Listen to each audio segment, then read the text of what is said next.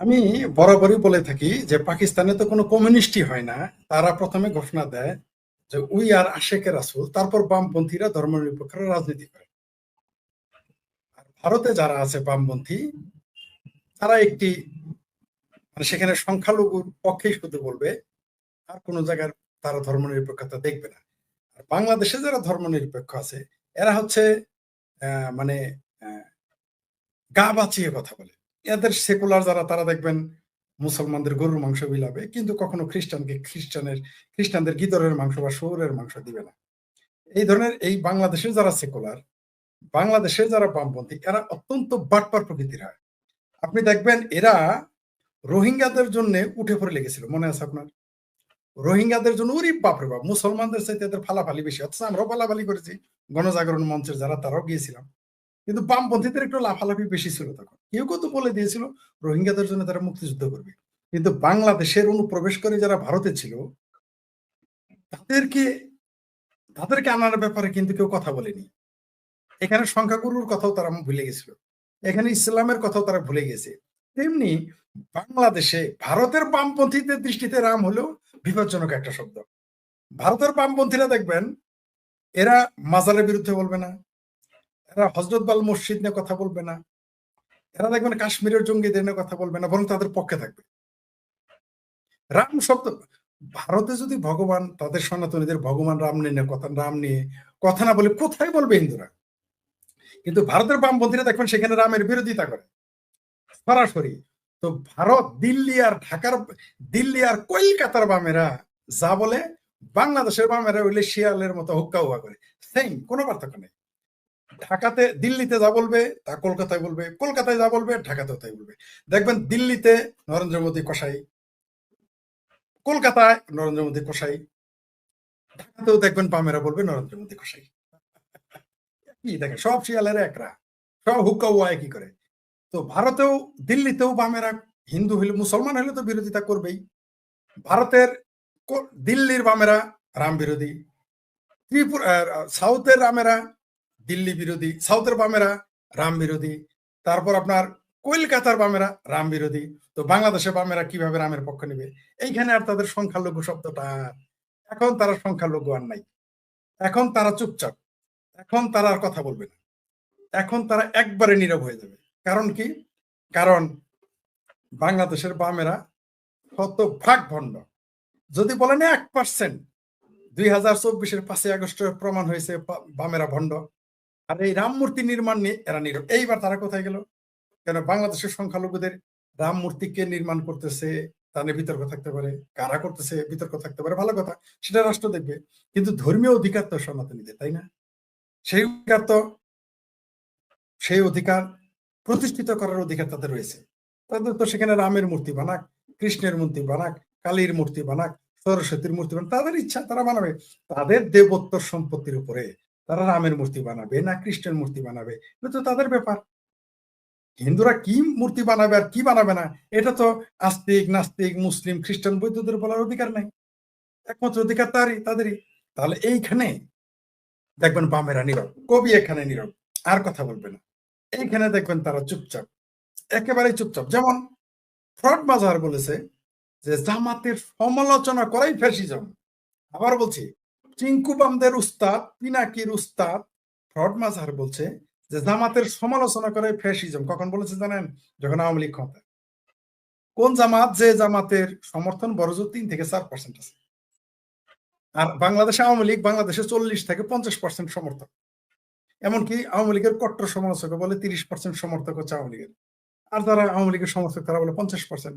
সেই দল নিষিদ্ধ হলেও সেটা আর ফ্যাসিজম হয় না। কিন্তু জামাতের সমালোচনা করা ফ্যাসিজম। এই দেশের বাম এবং নাস্তিক যেরকম ভণ্ড, এই দেশের বামপন্থীরা আরো বেশি ভণ্ড। তার জন্য দেখবেন তারা টু শব্দটি করতেছে না। কারণ তাহলে যদি লাথি দিয়ে বের করে দেয়, ভারতে পাঠিয়ে দেয়, তাহলে তো লাথি খাবে। সেই ভয়েই তো বামেরা কখনো বরিশালে গরুর গোস্ত খাওয়ায়, কখনো ঢাকাতে গরুর গোস্ত খাওয়ায়, কিন্তু গিতরের গোস্ত খাওয়াবে না চিটাগাঙে, বললেও না। এই বাম দিয়ে আপনি কি করবেন? যে বামেরা মোল্লাদের ভয়ে এদের নিজেদের অফিসে গিয়ে হামলা করে টু শব্দটি করতে পারে, সমালোচনার সাহস নাই। এরা গোলাম আজমের, এই বামেরা, এই দেশের ভণ্ড বামেরা গোলাম আজম, ইয়াহিয়া খান, টিক্কা খান, নিজামের সমালোচনা করতে গেলে সেখানে শেখ হাসিনা বিকৃত করা ছবি রাখে। মানে শুধুমাত্র গোলাম আজম, সাইদি নিজামীর সমালোচনা করা মুরদ তাদের নাই, এই বামদের। যে বামদের এই মুরদ নাই, সে রামের পক্ষে কিভাবে যাবে? এখন কোথায় তারা? মুসলমান বামেরা তো আসবেই না, প্রশ্নই আসে না। কারণ মুসলমান বাম যারা, তাদের কাছে রাম তো হারাম বিলকুল, সে আলাপ বাদ। হিন্দু বাম যারা, তারাও দেখে এখন রামের পক্ষে নাই। কিন্তু তারা কিন্তু কোনোদিন মুসলমানরা যত, এরা ৫৬০টা মসজিদের কিন্তু বিরোধিতা করেনি। করেছিল কি? করেনি, কোনোদিনই করেনি। যদি এখন তারা বলে শেখ হাসিনা মৌলবাদী রাজনীতি করেছে বলে, তাহলে মৌলবীদেরকে বুঝাক যে শেখ হাসিনা মৌলবাদী। তাহলে মৌলবীরা কেন শেখ হাসিনার বিরুদ্ধে? মোল্লারা কেন শেখ হাসিনার বিরুদ্ধে? যদি শেখ হাসিনা মোল্লাদের পক্ষে থাকতেন, শেখ হাসিনা যদি মোল্লাদের পক্ষে থাকতেন, আর মোল্লারা যদি এটা বিশ্বাস করত, আবার বলছি, শেখ হাসিনা আওয়ামী লীগ যদি মোল্লাদের পক্ষে থাকতেন, আর মোল্লারা এটা বিশ্বাস করতো, দুই দলকেই বলতেছি, মানে আওয়ামী লীগ যতই এদের পক্ষ নেই, মোল্লারা বিশ্বাস করবে। তার জন্যই তো শেখ হাসিনার বিরুদ্ধে। মোল্লারা তো বলে নাই যে যে উদিসি যারা করে তাদের ফাঁসি চায়। মোল্লারা তো বলে নাই যারা কমিউনিস্ট পার্টি করে তাদের ফাঁসি চায়, বলে নাই তো। মোল্লারা তো বলে নাই যারা চিঙ্কু বাম আছে শাহবাগে, এমনকি যারা শাহবাগে সাইদি নিজামীকে ফাঁসি দেওয়ার আন্দোলন সবচেয়ে বেশি করেছে, সবচেয়ে বেশি তখন মিডিয়া কভারেজ নিয়েছে, সবচেয়ে বেশি পরিচিত যারা, তাদের বিরুদ্ধে তো টু শব্দটি করতে দেখি না মোল্লাদের। একটি বারও দেখলাম না। যারা আমাদের গণজন্ম, আমাদের আগে যায় চিৎকার চেঁচামেচি করেছে, টিভি যাদের ফোকাস দিয়েছে, তাদের তো এখন, তাদের বিরুদ্ধে তো এই শিবিরেরা জামাতারা টু শব্দটি করে না। এই যে বসু নাকি পশু একটা আছে ছাত্র ইউনিয়নের, সে কি গণজাগরণ মঞ্চে সাইদির ফাঁসি চায় নাই? তার বিরুদ্ধে টু শব্দ। আমাদের লাকি, আমাদের তরুণ উদীয়মান নেত্রী লাকি, লাকি কি ফাঁসি চায় নাই? তার নামই দিছিল স্লোগান কন্যা। তার বিরুদ্ধে তো টু শব্দটি করতে দেখি না। এরা শেখ হাসিনার ফাঁসি চায়, এরা শেখ হাসিনার ফাঁসি চায়। যিনি আমাকে বলছেন ফিরে এসে প্রতিবাদ করেন, প্রতিবাদ করতেছে কিনা আপনি চোখে দেখেন না? প্রতিবাদ করে কিনা আপনি কে? সব সরকারের আমলেই রাজপথে থেকেই প্রতিবাদ করেছি। কাকে কি শিখাইতেছেন? আপনি আমাকে শিখান, আপনি কোথায় ফিরে এসে, আমি কোথায় আপনি জানেন না? আপনার মায়ের ভাতারদের জিজ্ঞেস করেন আমি কোথায় আছি। আপনি কে যিনি প্রশ্নটা করেছেন? প্রতিবাদ করতেছি বুঝেন না?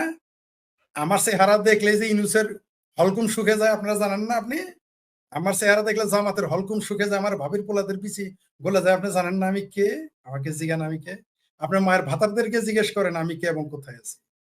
আপনি যেই হন না কেন, তাদের জায়গায় তারা বন বানাক, তাদের জায়গায় তারা পাহাড় বানাক, অন্যের সমস্যা কি?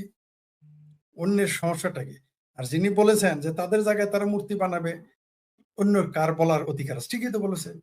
মুসলমানরা তাদের জায়গায় মসজিদ বানাবে না মাজার বানাবে না কি বানাবে, সেই বিষয়ে কার কি বলার আছে? এটা তো তারাই বলবে, তাদের ব্যাপার। এটা নিয়ে অন্যদের এত নাচানাচি কিসের? তারা তাদের দেবোত্তর, ওইটা হচ্ছে দেবোত্তর সম্পত্তি। ওই যে জায়গায় রাধাকৃষ্ণ মন্দির, কালী শিব নাকি শিব মন্দির বানানো হয়েছে, এটা তো তাদের দেবোত্তর সম্পত্তি। যেখানে রেল লাইনই নাই, বলতেছে ওটা নাকি রেলের জায়গায়, সেটা হলো রেলের জায়গা। এইরকম গুজব তারা ছড়াচ্ছে। এই দেশটা হিন্দুরাই হলো ভূমিপুত্র। ওই যারা এখন এর বিরোধিতা করতেছে, তাদের বাপ দাদা ৫ ৬ ৭ পুরুষ আগে তো সব নিম্ন বর্ণের হিন্দু। এটা আমি বলি আওয়ামী লীগ আমলে রেলের জমি দেওয়া হয়েছে হেফাজত ইসলামকে, জি হিন্দুদের জি জি, হেফাজত রেলের ইসলামকে জমি দেওয়া হয় দেয়। নাই। মানে হেফাজতে ইসলামকে রেলের জমি দিলে ওটা হলো হারাম। আর আর সনাতনীরা তাদের দেবোত্তর সম্পত্তিতে, তাদের নিজস্ব সম্পত্তিতে, তাদের উইল করার সম্পত্তিতে কিছু মন্দির বানাবে, মূর্তি বানাবে, সেটা হলো হারাম। মানে এরা হলো গায়ে পড়ে, মানে সংখ্যা গুরু হওয়ার কারণে বাংলাদেশের মুসলমানেরা অধিকাংশ, সবার কথা বলবো না, আমি যতদূর শুনেছি প্রতিষ্ঠাতার সাথে কথা বল, যিনি এই রাম মূর্তির সাথে তৈরি প্রতিষ্ঠার সাথে জড়িত, তার সাথে আমার কথা হয়েছে, তাকে লাইভে এনেছি। তিনি বলেছেন যে এখানে এতদিন কোনো কথা হয় না, ৮০% সম্পন্ন হয়ে গেছে, হঠাৎ করে এটাকে একটা রাজনৈতিক ইস্যু বানানো হইলো। এবং ওইখানে ওই এলাকার মুসলমানদের কোনো আপত্তি নেই। অন্য এলাকার আপত্তি কেন থাকবে? আপনি ওই এলাকার হলে আপনি আপত্তি করবেন কেন? মামুনুর রহমান এই যে ৫০১ মৌলবীরে কি বলছে যে তুমি ঝর্ণাকে নিয়ে রাম মূর্তি দেখতে আসো, চামড়া নাই বীর কি বলছে রাম মূর্তিতে দেখতে আসো, ওই যে সমস্ত মৌলবীরা ফালাফালি করতে কি বলছে, ওদের কি ভেড়ার মতো দড়ি ধরে গলায় নিয়ে বলছে তুমি আসো রাম মূর্তি দেখতে। সনাতনীরা, আবারও বলছি, তারা তাদের মুসলমান তার নিজের জায়গায় মসজিদ মাজার বানাবে, সেটাকে নিয়ে যেমন কোনো ধর্মের সরকারের কিছু বলার নাই, তেমনি হিন্দুরা তাদের দেবত্ব সম্পত্তিতে মন্দির বা মূর্তি বানাবে, এটা নিয়েও কাউকে কিছু বলার অধিকার নাই। কেন থাকবে? এটা তো একটা হলো ঘাউরামি, মানে নিজের গায়ের জোরে আপনি যা ইচ্ছা তাই করবেন। আপনি যদি নিজের গায়ের জোরে সব করতে চান সংখ্যা গুরু হওয়ার দাপটে, তাহলে যদি আমেরিকা, ইউরোপ, কানাডা, জাপান ওইখান থেকে মসজিদ বানানো বন্ধ করে দেয়, আপনি কি করবেন? সেটা মেনে নিবেন? তখন এই যে কি বলতেছে জবাব দেবেন?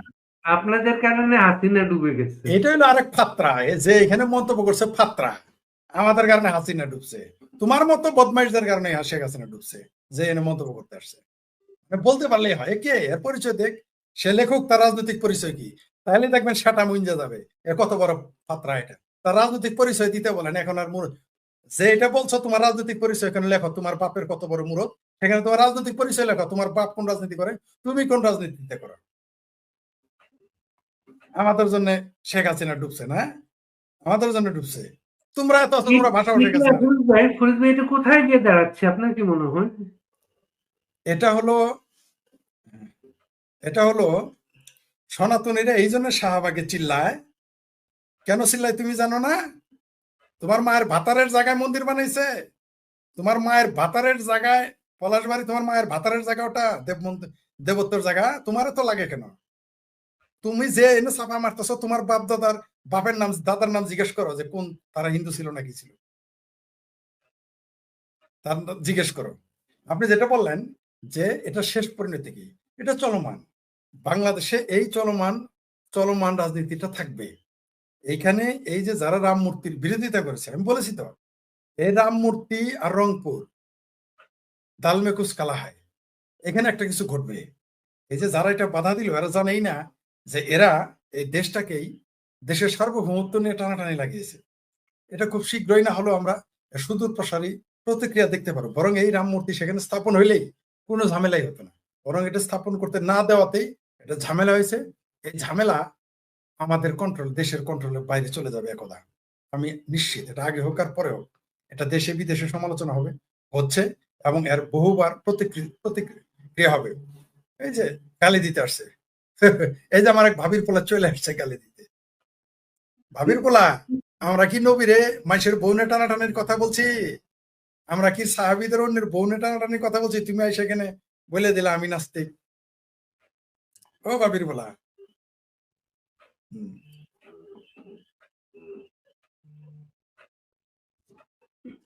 এই যে আরেক জঙ্গি চেহারা দেখেই বোঝা যায়, এই আরেক চেহারাই দেখে বোঝা যায় এটা জঙ্গি, চেহারা দেখেই বোঝা যায়। যেখানে মন্দির বানাইছে ভাবির পোলা, তোমার নাম কি? এমডি আমিনুল, তোমার ভাবির পোলা যেখানে রামের মূর্তি বানাইছে, সেটা কি তোমার মায়ের ভাতারের জায়গা না তোমার মায়ের লাঙ্গের জায়গা? এটা বলো, তুমি যে চাপা মারো। এই সমস্ত জঙ্গিদের জন্য বাংলাদেশ, এই সমস্ত জঙ্গিদের জন্যই রংপুর আমাদের হাতছাড়া হয়ে যাবে, এই সমস্ত জঙ্গিদের জন্য। এটা কিভাবে নিশ্চিত হন আপনি হাতছাড়া হয়ে যাবে? এটার কারণ হচ্ছে যে আপনি এখন হিন্দুরা বলবে আমাদের যেহেতু মন্দির করার জায়গা দেও না, আমাদের আলাদা করে দাও। কেন? বাংলাদেশের মৌলবীরা কি বল, মামুনুল কি হুমকি দেয় নাই যে ভারতের মুসলমানদের আলাদা দেশ করে ফেলবে, বলে নাই? এখন এই কারণে যদি এখন হিন্দুরা বলে আমাদের যেহেতু মন্দির করতে দিবে না, আমাদের 1 কোটি হিন্দু আছে, আমাদের একটা জায়গা অঞ্চলে থাকতে দাও, কি করবেন তখন আপনি? তারা যদি এই দাবি তুলে যে হিন্দুদের জন্য রংপুর, রাজশাহী জেলা দিয়ে দাও, রাজশাহী বিভাগ দিয়ে দাও, তোমরা মুসলমান অন্য জায়গায় থাকে, এই দাবি যদি এখন তুলে, কি করবেন আপনি? আমরা কি করবো, কি জবাব দিব? এটা তারা আন্তর্জাতিক ইস্যু বানাবে যে আমাদের মূর্তি বানাইতে দেয় না, আমাদের মন্দির বানাইতে হয়ে গেছে, বিশ্বের বিভিন্ন দেশে কিন্তু এটা ইস্যু হয়ে গেছে।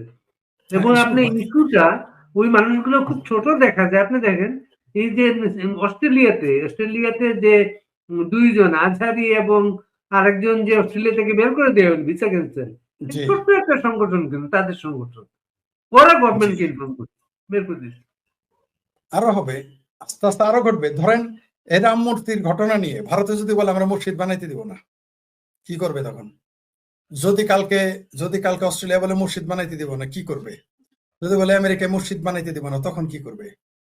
এরা মসজিদ রেখে রাস্তায় নামাজ পড়বে, এই অধিকার তারা চায় সারা পৃথিবীতে, খ্রিস্টানদের ইহুদির দেশে গিয়ে, হিন্দুর দেশে গিয়ে। হিন্দুরা পাঠিয়ে তাদের নিজের দেশে পাঠিয়ে এটা বাংলায় শুদ্ধ করে লিখতে পারে তো ভারত পাঠিয়ে দাও। দাও, এদের যদি মুরত থাকে পাঠাই দেয়, ঘোষণা দিয়ে পাঠাই। এই যে এইভাবে সনাতনীদের সিপা মায়ের দিয়ে পাঠাইতেছে, তো মানে এরা তো ঘোষণা না দিয়ে পাঠাচ্ছে। যদি বাংলাদেশের কোনো মৌলবী, কোনো রাজনীতি নেতার মুরত থাকে, তারা ঘোষণা দিয়ে হিন্দুদের বের করে